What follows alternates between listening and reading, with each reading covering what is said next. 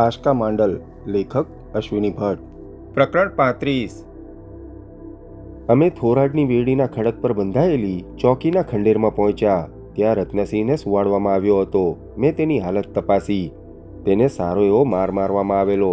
તેની જગ્યાએ બીજો કોઈ આદમી હોત તો મરણ શરણ થયો હોત. મારો અંગરક્ષક પ્રીતમસિંહ તેની શુશ્રૂષામાં લાગેલો હતો. આઈ એમ સોરી યોર આઈનેસ. રત્નસિંહે આંખ ખોલી. તેના સૂજેલા ચહેરા પર આંખની બાજુમાં એક ચીરો પણ પડ્યો હતો. ઓહ કમોન રત્નસિંહજી, મેં કહ્યું અને તેનો હાથ દબાવ્યો. એક પોલીસ વડા તરીકે તેને મનમાં શું થતું હશે તે હું સમજી શકતો હતો. તેની બાજુમાં બેસીને મેં તેને છેલ્લામાં છેલ્લી પરિસ્થિતિથી વાકેફ કર્યો. પણ એ ખડકના નીચાણના ભાગમાં ખજૂરીઓના ઝાડ હેઠળ મળેલી સભામાં ધાંધલ મચી ગયું હતું. થોડી વારમાં ત્યાં ગાળાગાળી અને પછી છૂટા હાથની મારામારી શરૂ થઈ હતી.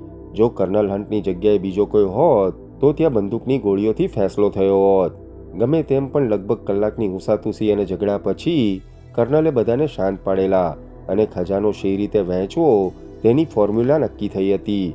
કર્નલની વાતો, શંકા કુશંકાઓ અને તર્કબદ્ધ દલીલો સાંભળીને આશકામાં કંઈ પરિવર્તન આવ્યું હતું. તે મારાથી કંઈક દૂર ચાલી ગઈ હોય તેમ મને લાગ્યું. મને બીજા કશામાં રસ ન હતો. એ છોકરીને હું કેવળ એટલું જ સમજાવી શકું કે ખરેખર મને આ ખજાનામાં કે આ ટોળકીમાં કોઈ રસ ન હતો. મને તેનામાં જ, કેવળ તેનામાં જ રસ છે અને રહેશે.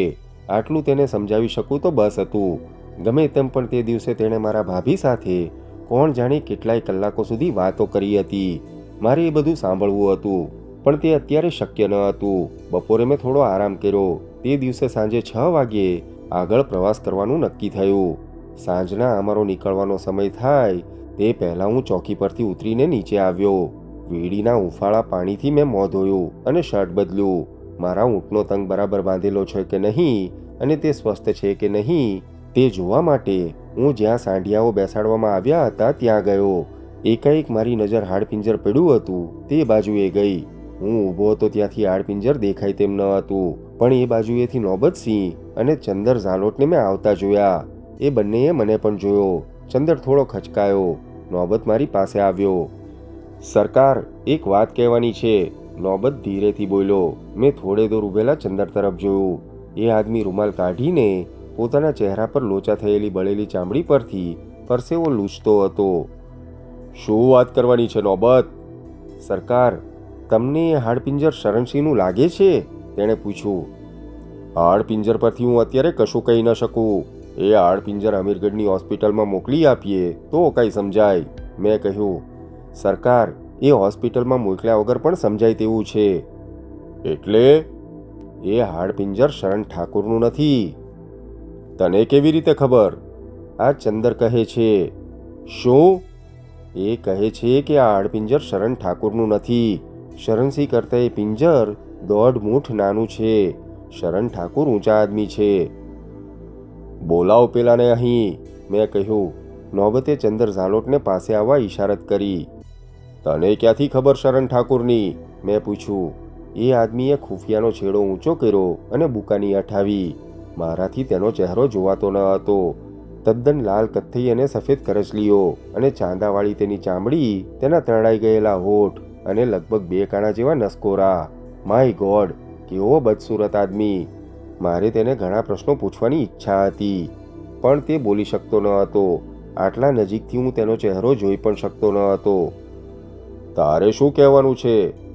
મોઢું ઢાંકી લે ચંદર, નોબતે કહ્યું. તેણે મોં ફેરવ્યું. તેને અપમાન લાગ્યું હશે. તું જા, હું તને પછી બોલાવીશ. જાણે હું રાજમહેલમાં ઊભો હોઉં તેમ મેં હુકમ કર્યો. તે અવળો ફરીને ચાલ્યો. પછી નોબતનો મેં ઉધડો લીધો. આવી રીતે તારે એને મોઢું ઢાંક્યાનું ન કહેવું જોઈએ ને. એ બિચારાને કેવું ખરાબ લાગે. શું થાય નામદાર, એ બદસુરત છે. તમારે તેની સાથે વાત કરવી હતી. મને ખ્યાલ આવતો હતો કે તમારાથી તેનો ચહેરો જોવાતો નથી. સારું, હવે એ શું કહેતો હતો? મેં પૂછ્યું. ચંદરને બોલતા ઘણી તકલીફ પડે છે. તેનું કહેવું છે કે શરણસિંહની ઊંચાઈ કરતાં હાડપિંજર નાનું છે. વળી તેમના કાનની બૂટો ઘણી મોટી હતી.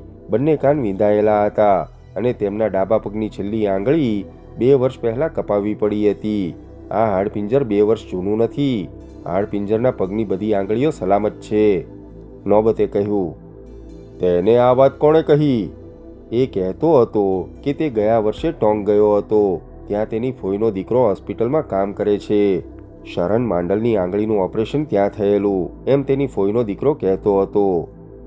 એવા ગપ્પા તો ઘણા ઉડે છે નોબત, મેં કહ્યું. પણ મને એકદમ યાદ આવ્યું કે પૂરણ અને આશકાએ પણ ધ્યાનપૂર્વક એ હાડપિંજરના અડધા ખવાઈ ગયેલા કાન અને પગની આંગળીઓ તપાસી હતી.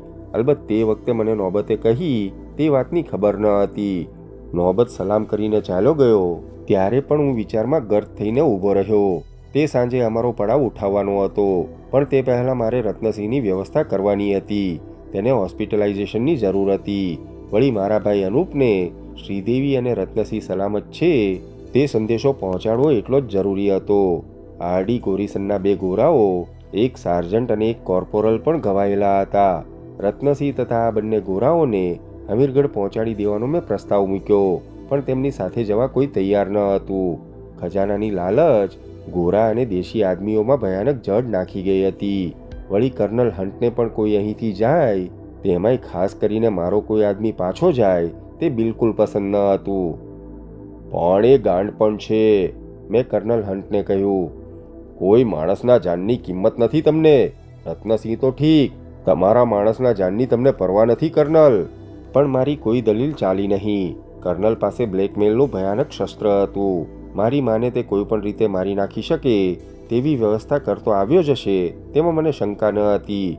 એટલે જ્યાં સુધી હું આખા કાફલાને શિકસ્ત ન આપું ત્યાં સુધી મારે માટે કર્નલનો વિરોધ કરવો શક્ય ન હતો. પૂરણના માણસો, અમારે ખુદ આશકા પણ મારે પક્ષે ન હતી. તેને આ કાફલા સાથે જ જવું હતું. મારી સખ્ત નામરજી હોવા છતાં ઘવાયેલોને સાથે જ રાખવાનું નક્કી થયું. 23 જણના અમારા કાફલામાં બીજા 18 જણ અને 20 ઊંટ ઉમેરાયા હતા. નાની રેજિમેન્ટ જેવો એ કાફલો એક લોકવાયકા, એક સ્વપ્નને મેળવી લેવા માટે થનગની રહ્યો હતો. કેવું વિચિત્ર! કર્નલ હન્ટે પડાવ ઉઠાવવાનો હુકમ આપ્યો અને થોરાડની વેડી પ્રવૃત્તિથી ધમધમી ઉઠી. પાણીની મશકો ભરવામાં આવી, ખોરાકની ખલેચીઓ ઊંટો પર લાદવામાં આવી, હથિયારો સાબદા થયા, જનાવરોને પાણી પાવામાં આવ્યું અને થોડાક જ સમયમાં ખજાનાની લાલચ ધરાવતો આખો એ કાફલો મોતની મુસાફરીએ જવા સાબદો થયો. મેં નકશાની કોપીઓ બનાવી. અમીરગઢમાં મારે આવી કોપીઓ વહેંચવાની હોય તો હું હિંમત ન કરું, કારણ ત્યાં એ નકશો પૂરેપૂરો સમજનારા માણસો મળી રહે. પણ અહીં મને કોઈ વાંધો ન હતો. ખજાના અંગેની અનેક કહાણીઓ મેં સાંભળી હતી, વાંચી હતી, પરંતુ આવો કાફલો કોઈ કથામાં આવ્યો ન હતો. 1 મિનિટ, મારા ઊંટ પર હું ગોઠવાઉં તે પહેલાં આશકા દોડતી આવી. તમારી સાથે હું આવું તો વાંધો છે? મારે થોડી વાત કરવી છે, તે બોલી. મને અંદરથી કેટલો આનંદ થયો તે હું જણાવી શકું તેમ ન હતો. તે કાઠડાની આગલી કામઠીમાં બેઠી. તેના વાળની લટો મારા ચહેરા પર અથડાતી હતી. રેગિસ્તાન પર ઠંડો વાયરો શરૂ થયો હતો. આશકાના વાળ આથમતા સૂરજના કિરણોના મુલાયમ તેજમાં સોનેરી તેજ લકીરોની માફક ચમકતા હતા. ઢળતી સાંજનો દક્ષિણ પશ્ચિમનો વાયરો આશકાના બદન પર વેરાઈને કંઈક અવર્ણનીય સોડમ ફેલાવતો હતો. બસ, જિંદગીભર રેગિસ્તાની રાતના આહલાદક વાતાવરણમાં અમે બંને અનંત પ્રવાસ કરતા રહીએ તો કેવું? મારા રોમ રોમમાં તેની નિકટતા પ્રસરતી હતી. પૂરણે તેના ઊંટને અમારી નજીક વાળ્યું હતું. થોડાક અંતર સુધી તે અમારી પડખે જ રહ્યો અને પછી આગળ નીકળી ગયો. આશકા મારી સાથે ઊંટ પર બેઠી તે એને ગમ્યું નહીં હોય. ન ગમે તે પણ તેટલું જ સ્વાભાવિક હતું. તેની જગ્યાએ હું હોત તો મને પણ એવું જ થયું હોત. એ હાડપિંજર, આશકા બોલવા ગઈ. તે મારી સાથે વાત કરવા આવી હતી. એ હાડપિંજર, હું તરત બોલ્યો. તારા પિતા શરણસિંહનું નથી. તમે શી રીતે જાણ્યું? તેણે પૂછ્યું. તમે શી રીતે જાણ્યું નહીં, તે શી રીતે જાણ્યું કહે. મેં તેના તરફ ઝૂકીને કહ્યું. શરણસિંહ ઊંચા આદમી હતા અને એ હાડપિંજર સારા એવા નીચા આદમીનું છે. ખરી વાત છે, પૂરણ પણ એમ જ કહેતો હતો. વળી તેના કાન પણ વિંધાયેલા નથી, આશકાએ કહ્યું. તારે મને આ જ વાત કરવી હતી? મેં પૂછ્યું. ના, મારે તારા પિતા વિશે પૂછવું છે, તે બોલી. મારી સાથે વાત કરવા માટે તેને પાછું વળીને જોવું પડતું. કર્નલ હન્ટ કંઈક તર્કબદ્ધ વાત કરતો હતો. જો કે જો કે શું, તું પણ એમ માને છે કે મારા પિતાએ શરણસિંહ માંડલનું કાસળ કાઢી નાખ્યું હશે? કર્નલ ગમે તે કહી શકે, કારણ એ અંગ્રેજ છે, રાજપૂત નથી. અમીરગઢના કેશીઓને નિમક આરામ કહેનારો જીવતો રહી શકે છે, તે મારી મજબૂરી છે. પછી મેં અમારી લગભગ સમાંતર થોડેક દૂર ચાલતા ઊંટ તરફ નજર કરી. શ્રીદેવી આમ તો મુક્ત હતી, છતાં એક કેદીથી વધુ સારી તેની હાલત ન ગણાય. એક વીરાંગનાની માફક તે અપમાન સહી રહી હતી. તેની એક તરફ કર્નલ હન્ટ હતો અને બીજી તરફ સાન્ડ્રા અને પીટર. કર્નલ હન્ટ સાથે કોઈ પણ મિનિટે ધીંગાણું કરવા માટે હું તૈયાર હતો, પણ શ્રીદેવીનો જાન જોખમાય તો હું નાનકડી ટીટોડી પણ મારવા તૈયાર ન હતો. વળી જ્યાં સુધી મને ખાતરી ન થાય કે અમીરગઢમાં મારી માં સલામત છે, ત્યાં સુધી હું સહેજ પણ હિંસાત્મક વાતાવરણ ઊભું કરવાની તરફેણમાં ન હતો. હું પણ રાહ જોતો હતો. ધારો કે કર્નલ હન્ટ મુસીબતમાં મુકાય તો તે કેવી રીતે અને કોને અમીરગઢ સંદેશો આપવા મોકલે તે પ્રશ્ન મને મૂંઝવતો હતો. કારણ આ રેગિસ્તાનમાં સંદેશો પાઠવવા તેણે તેના જ કોઈ આદમીને પાછો મોકલવો પડે. તે સિવાય અમીરગઢમાં કર્નલ હન્ટ પોતાનો અંગત સંદેશો મોકલી ન શકે. એટલે મારે હજુ એ નિરીક્ષણ કરવાનું બાકી હતું, અને કદાચ શ્રીદેવીને કર્નલ મુક્ત કરી દે તો પણ હું પાછો વળવા માગતો ન હતો, કેમ કે આશકાને પાછા વળવું ન હતું. મારા કુટુંબ વિશેની કોઈ બળાશો મારવાની મને ટેવ ન હતી, છતાં મારા પિતા વિશે આજે મારે બોલવું પડ્યું હતું. શરણસિંહ સાથેના તેમના સંબંધો તેમણે એટલા અંગત અને ગુપ્ત રાખ્યા હતા કે તેની મને પણ ખબર ન હતી. એટલે જ આશકાને હું તેમની મૈત્રી વિશે કંઈ જણાવી શક્યો નહીં. આશકાએ મારા વિશે પણ અનેક સવાલો પૂછ્યા અને મેં ઉત્સાહથી જવાબ પણ આપ્યા, પરંતુ હજુ મને એ સમજાતું ન હતું કે તે શા માટે મારી સાથે મારા ઊંટ પર બેસીને મુસાફરી કરવા આવી હતી. થોડી વારમાં જ રેતીની જંગી ગિરિધોના ક્ષિતિજ પાછળ સૂરજ સંતાયો અને ધોમ ધખેલી ધરતી પર આશીર્વાદ સમી રાત ધીરેથી રેલાઈ. આશકા વાત કરતાં કરતાં આવળી ફરીને કાઠડા પર બેસી ગઈ હતી. તેના માથાની પાછળ ઓસરતા સૂરજના લાલ કિરણોની આભા દેખાતી હતી. મારા જીગરમાં એ સમણાસમી છોકરીનું સાનિધ્ય કંઈક અકળ, અસ્ફુટ અકળામણ કરાવતું હતું.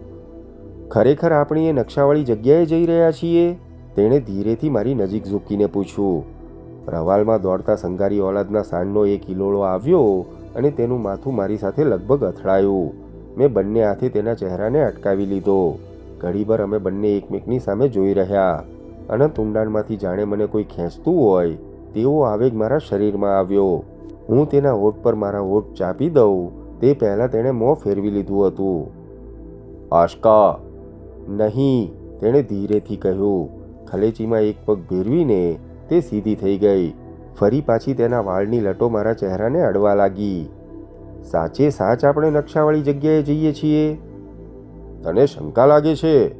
મને ભરોસો નથી પડતો. તને પણ ખજાનો દિલચસ્પ લાગે છે? ખજાના માટે હું આવી ન હોત.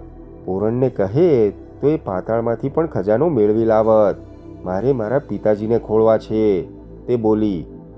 ઉડતી ગીરજથી ખરડાયેલા તાશની બદામ જેવા તેના ચહેરા તરફ હું જોઈ રહ્યો.